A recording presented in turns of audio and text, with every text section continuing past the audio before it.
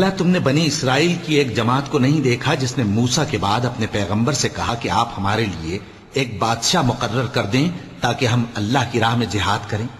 پیغمبر نے کہا کہ اگر تم کو جہاد کا حکم دیا جائے تو ایسا تو نہیں کہ لڑنے سے پہلو تہی کرو۔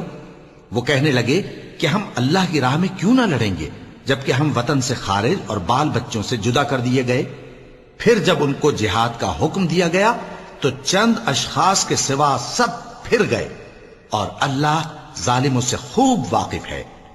اور پیغمبر نے ان سے یہ بھی کہا کہ اللہ نے تم پر طالوت کو بادشاہ مقرر فرمایا ہے۔ وہ بولے کہ اسے ہم پر بادشاہی کا حق کیوں کر ہو سکتا ہے؟ اس سے بڑھ کر بادشاہی کے مستحق تو ہم ہیں، اور اس کے پاس تو بہت سی دولت بھی نہیں۔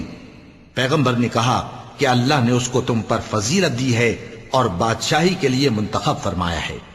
اس نے اسے علم بھی بہت سا بخشا ہے اور تن و توش بھی بڑا عطا کیا ہے، اور اللہ کو اختیار ہے جسے چاہے بادشاہی بخشے، وہ بڑا کشائش والا ہے، دانا ہے۔ اور پیغمبر نے ان سے کہا کہ ان کی یعنی طالوت کی بادشاہی کی نشانی یہ ہے کہ تمہارے پاس وہ صندوق آئے گا جس کو فرشتے اٹھائے ہوئے ہوں گے۔ اس میں تمہارے پروردگار کی طرف سے تسلی بخشنے والی چیز ہوگی اور کچھ اور چیزیں بھی ہوں گی جو موسیٰ اور ہارون چھوڑ گئے تھے۔ اگر تم ایمان رکھتے ہو تو یہ تمہارے لیے ایک بڑی نشانی ہے۔ غرض جب طالوت فوجیں لے کر روانہ ہوا تو اس نے ان سے کہا کہ اللہ ایک نہر سے تمہاری آزمائش کرنے والا ہے، جو شخص اس میں سے پانی پی لے گا اس کی نسبت تصور کیا جائے گا کہ وہ میرا نہیں، اور جو نہ پیے گا وہ سمجھا جائے گا کہ میرا ہے۔ ہاں اگر کوئی ہاتھ سے چلو بھر پانی لے لے تو خیر۔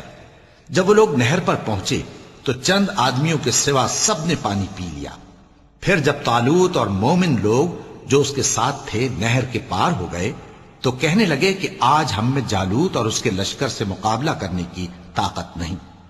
جو لوگ یقین رکھتے تھے کہ ان کو اللہ کے روبرو حاضر ہونا ہے وہ کہنے لگے کہ بسا اوقات تھوڑی سی جماعت نے اللہ کے حکم سے بڑی جماعت پر فتح حاصل کی ہے، اور اللہ ثابت قدم رہنے والوں کے ساتھ ہے۔